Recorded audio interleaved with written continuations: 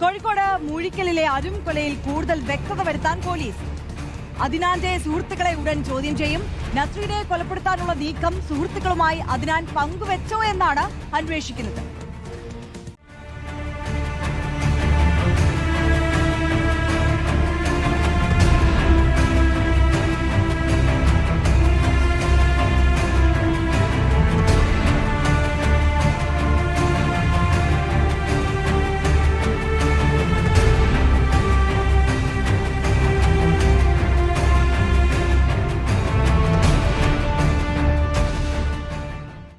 അസ്സലാമു അലൈക്കും, welcome back to Visal media. ഞാൻ ഫക്രുദ്ദീൻ ബന്താവൂർ. കോഴിക്കോട് മൂഴിക്കലിലെ 16 വയസ്സുള്ള 10ാം ക്ലാസ്സിൽ പഠിക്കുന്ന നസ്രീൻ എന്നു പേരുള്ള ഒരു പെൺകുട്ടിയെ സഹോദരനായ മൂത്തമ്മയുടെ മകനായ അദ്നാൻ എന്നു പേരുള്ള ഒരാൾ കൊലപ്പെടുത്തിയ വാർത്ത നമ്മൾ അറിഞ്ഞിരുന്നല്ലോ. എന്താണ് ശരിക്കും ഇതിൻ്റെ ഒരു കാരണം? മാധ്യമങ്ങളിൽ വരുന്ന പലതും പരസ്പര വിരുദ്ധമായ കാര്യങ്ങളാണ്, പലതും ഇല്ലാത്ത കഥകളാണ്. ശരിക്കും ഇവനെ കണ്ടാൽ അഫാനെ പോലെ തോന്നിക്കുന്നു. ഇവൻ ആ കുടുംബത്തെ മുഴുവൻ കൊല്ലാൻ വേണ്ടി വന്നതാണ്, ഇവൻ മോഷ്ടിക്കാൻ വേണ്ടി വന്നതാണ്, മോഷണത്തിനിടയിൽ സംഭവിച്ചതാണ്, അതെല്ലാം ഇവൻ്റെ പകയാണ്, പ്രതികാരമാണ്. മാധ്യമങ്ങൾ ഇങ്ങനെ നിറം പിടിപ്പിച്ച കഥകളുണ്ട്. 10-20 വയസ്സുള്ള ഒരു ചെറുക്കൻ ഇങ്ങനെ ഒരു ക്രൂരത ചെയ്യാൻ ശരിക്കും ഒരു റീസൺ ഉണ്ടാവണമല്ലോ. ആ റീസൺ എന്താണ്? പോലീസ് പറയുന്ന ഒരു കാര്യം, ഇവന് ആ വീട്ടിലേക്ക് വരുന്നത് വൈകിട്ട് 7:30 മണിക്കാണ്. അതായത് ഇവൻ്റെ ഉമ്മയുടെ വീടാണ്. ആ ഉമ്മയുടെ വീട്ടിലാണ് കുറച്ച് മാസങ്ങൾക്ക് മുമ്പ് താമസിച്ച് പഠിച്ചിരുന്നത്. ഇവൻ്റെ ശരിക്കും വീട് ഞങ്ങളുടെ നാട്ടിൽ എരമംഗലത്താണ് കേട്ടോ. പൊന്നാനി എരമംഗലത്താണ് ഇവൻ്റെ വീട്. അങ്ങനെ ഇവൻ അവിടെ താമസിച്ചിരുന്നു. പിന്നീട് അവിടുന്ന് ചില പ്രശ്നങ്ങൾ കാരണം ഇവൻ ആ വീട്ടിലേക്ക് ഇനി കയറണ്ടെന്ന് പറഞ്ഞു. അത് പറഞ്ഞ് പോലീസ് പറയുന്നത് ഇങ്ങനെയാണ്, 10-40,000 രൂപ പലപ്പോഴായിട്ട് മോഷണം പോയി. ആ മോഷണം പോയതിൻ്റെ കാരണം ഇവനാണ്. ഇവൻ ആ വീട്ടിലേക്ക് 7:30 മണിക്ക് വന്നതിൻ്റെ CCTV ദൃശ്യങ്ങളുണ്ട്. കാരണം പുറത്തുള്ള ബാത്റൂമിൽ കയറി ഒളിച്ചിരുന്നു. അപ്പോൾ അന്ന് ആ വീട്ടിൽ ഈ ഒരു കൊല്ലപ്പെട്ട നസ്രീൻ എന്നുള്ള പെൺകുട്ടി, അവളുടെ ഉമ്മ, അവളുടെ വല്യുമ്മ, സഹോദരങ്ങളൊക്കെ അടങ്ങുന്ന ആളുകളാണ് ആ വീട്ടിലുള്ളത്. വാപ്പ ഗൾഫിലാണ്. അപ്പോൾ ആ വീട്ടിൽ അന്ന് വിരുന്നുകാർ വന്നിട്ടുണ്ട്. ആ വിരുന്നുകാരൊക്കെ പോകുന്നത് ഒരു 12 മണി സമയത്താണ് അവർ വിരുന്നുകാരൊക്കെ പോകുന്നത്. ഇവനാരും അറിയാതെ വീട്ടിൻ്റെ ഉള്ളിൽ കയറിയിട്ട് ഒരു ഭാഗത്ത് ഒളിച്ചിരുന്നു. അങ്ങനെ വീട്ടുകാർ 12 മണിയായി വിരുന്നുകാരൊക്കെ പോയി, വീട്ടുകാർ മാത്രമായിട്ട് കയറിയിട്ട് വീട് വാതിലൊക്കെ അടച്ചു.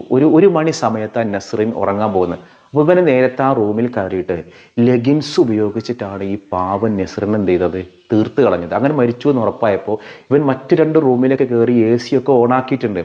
പിന്നെ ഇവൻ എന്ത് ചെയ്തു, നേരെ ഇവർ വല്യമ്മ കിടക്കണ തലയുടെ കടിയിൽ പോയിട്ട് ചാവി എടുക്കാൻ ശ്രമിച്ചു. മോഷണത്തിനാണത്രേ.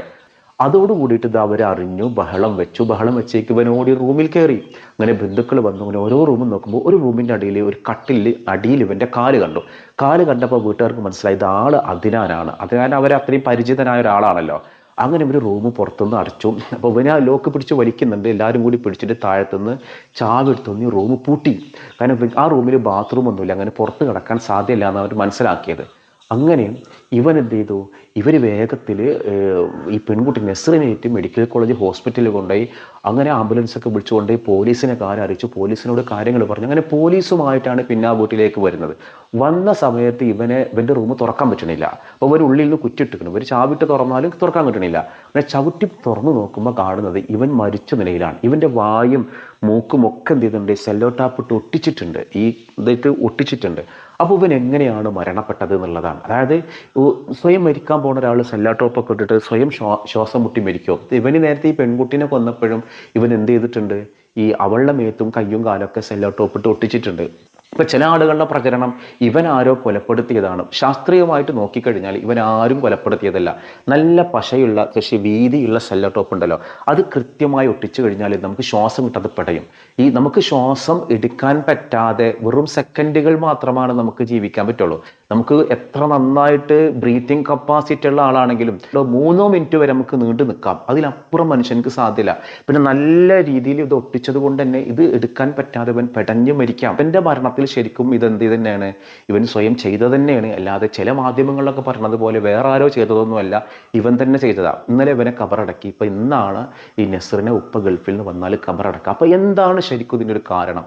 ഇത് മോഷണ ശ്രമത്തിനിടെ സംഭവിച്ചതാണോ അതോ വല്ല പകയുമാണോ?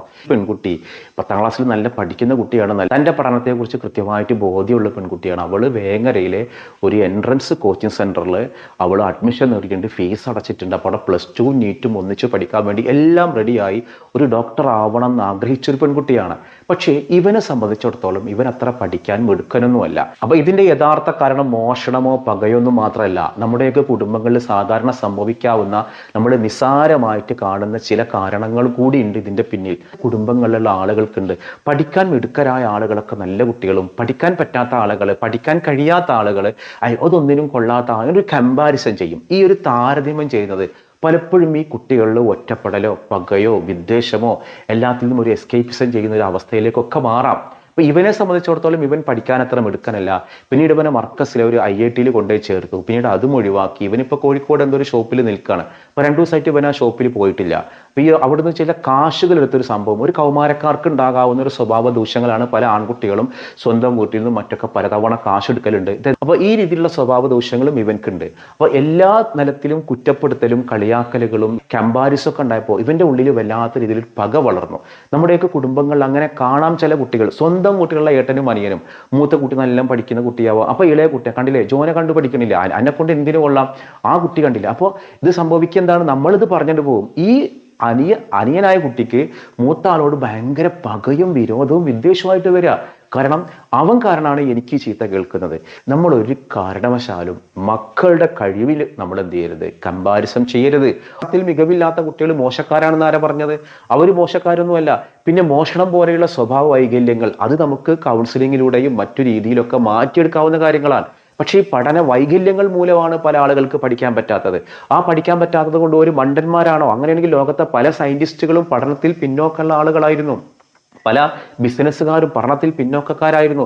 പഠിച്ചു നല്ല ജോലി വാങ്ങുന്ന ആളുകൾ മാത്രമേ മിടുക്കരോ എന്ന് ഒരിക്കലും നിങ്ങൾ വിശ്വസിക്കരുത്. അപ്പൊ ഞാൻ മനസ്സിലാക്കുന്ന ഒരു കാര്യം, ഇതിൽ കമ്പാരിസം നന്നായിട്ട് വർക്ക് ചെയ്തിട്ടുണ്ട്. അപ്പോൾ അവനെ സംബന്ധിച്ചോളം ഞാൻ വീട്ടിലേക്ക് പോകണ്ട.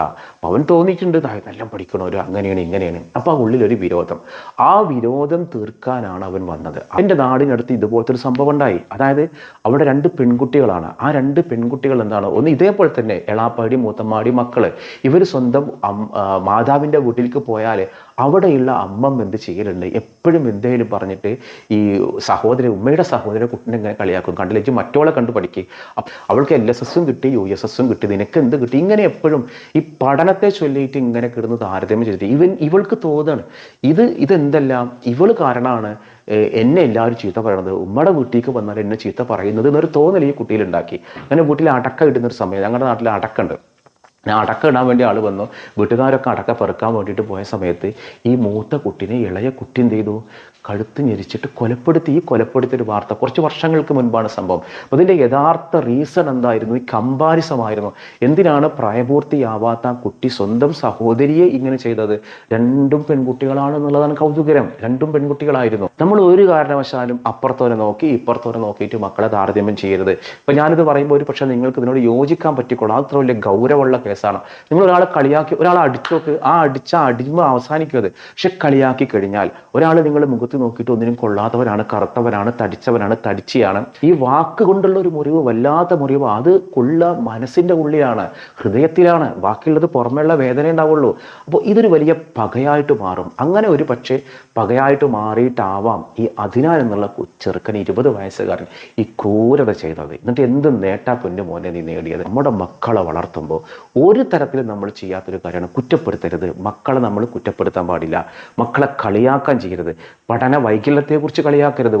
മറ്റോടെ കണ്ടില്ല, ഓലെന്നായിട്ട് പഠിക്കുന്നുണ്ട്, അല്ലെങ്കിൽ ഓനെന്നായിട്ട് പഠിക്കുന്നുണ്ട്, നിന്നെ എന്തിനു കൊള്ളാന്ന് പറയുമ്പോൾ ഇവര് നന്നാവാൻ നിങ്ങൾ വിചാരിച്ചത് അവരോട് ദേഷ്യം ഉണ്ടാവുക ചെയ്യുക. എല്ലാ സൗകര്യങ്ങളും കിട്ടുന്ന ഈ മക്കളിൽ വഷളാവാൻ ഉപകരിക്കുള്ളൂ. അപ്പോൾ ഇതിന്റെ പിന്നിലുള്ള യഥാർത്ഥ റീസൺ മോഷണത്തിന് വേണ്ടിയിട്ട് കൊലപാതകം നടത്തിയെന്ന് എനിക്ക് തോന്നുന്നില്ല. ഇത് ഉള്ളിലൊരു പകയാണ്. ആരോടുള്ള പക? ഈ പെൺകുട്ടിയോടുള്ള പക, ആ വീട്ടുകാരോടുള്ള പക. ആ പകയുണ്ടാവാൻ കാരണം ഒരു മോഷണം പിടിച്ചത് കൊണ്ട് മാത്രമല്ല, അതിൻ്റെ ഇടയിൽ ഇവനെ മനസ്സിന് വല്ലാതെ വേദനിപ്പിക്കുന്നതിൽ ഒറ്റപ്പെടുത്തലുകളോ കളിയാക്കലുകളോ കുറ്റപ്പെടുത്തലുകളോ പിന്നെ കമ്പാരിസമോ താരതമ്യം ചെയ്യലോ ഇതൊക്കെ ഉണ്ടായിട്ടുണ്ട്. ഇത് മുഴുവൻ വർക്കൗട്ട് ചെയ്തതിൻ്റെ ഒരു പ്രകടനമാണ് ആ കൊലപാതകമായിട്ട് മാറിയത്. എന്തായാലും നമ്മുടെ പേരൻറ്റിങ് നന്നാക്കുമ്പോൾ മാത്രമേ നമ്മുടെ മക്കളും എന്തായിട്ട് മാറുള്ളൂ, നല്ല കുട്ടികളായിട്ട് മാറുള്ളൂ. പാവം ആ പെൺകുട്ടി ഒരുപാട് സ്വപ്നം കണ്ടു, ഡോക്ടറാവാൻ സ്വപ്നം കണ്ടു. അള്ളാഹു ആ പെൺകുട്ടിക്ക് മഗ്ഫിറത്ത് കൊടുക്കട്ടെ, മർഹമത്ത് കൊടുക്കട്ടെ, ഖബറിടം അള്ളാഹു സന്തോഷത്തിലാക്കട്ടെ. ആ മാതാപിതാക്കൾക്ക് അള്ളാഹു ക്ഷമ നൽകട്ടെ. നമ്മൾ പ്രാർത്ഥിക്കുക എല്ലാവരും. നമ്മളിന്ന് ചോദിക്കുന്ന ഒരു ചോദ്യം, ഇന്നത്തെ ദിവസത്തിനൊരു പ്രത്യേകത ഉണ്ട്. ഇന്ന് വിഷുവാണ്. മലയാളികൾ മുഴുവനും ആഘോഷിക്കുന്ന വലിയൊരു ആഘോഷമാണ് വിഷു. വിഷുവിന് വളരെയധികം പ്രസിദ്ധമായൊരു പൂവുണ്ട്. അതായത് ആ ഒരു പൂവിൻ്റെ ഒരു മഞ്ഞ കളറാണ്. ഏത് പൂവാണ് വിഷുവുമായിട്ട് ബന്ധപ്പെടുന്ന ഒരു പൂവ് എന്നുള്ളതാണ്. യെല്ലോ കളറാണ്. വിഷു ഒരു ഏപ്രിൽ മാസം ആകുമ്പോഴാണ് നമ്മുടെ നാട്ടിൽ ആ മരത്തിൽ പൂവുകളൊക്കെ ഉണ്ടാവുക. അത്രയും സുന്ദരമായിട്ട് നമുക്ക് വല്ലാത്തൊരു പോസിറ്റീവ് എനർജി ഉണ്ടാക്കുന്ന ഒരു പൂവാണത്. അപ്പോൾ വിഷുവുമായിട്ട് ബന്ധപ്പെടുന്ന കാണിക്ക വെക്കാനൊക്കെ ഉപയോഗിക്കുന്ന ആ പൂവ് ഏതാണ് എന്നുള്ളതാണ് എൻ്റെ ചോദ്യം. അതിന് ഉത്തരമാണ് നിങ്ങൾ കമൻറ്റ് ചെയ്യേണ്ടത്. മറ്റൊരു ദിവസം മറ്റൊരു വീഡിയോയുമായി വീണ്ടും കാണാം.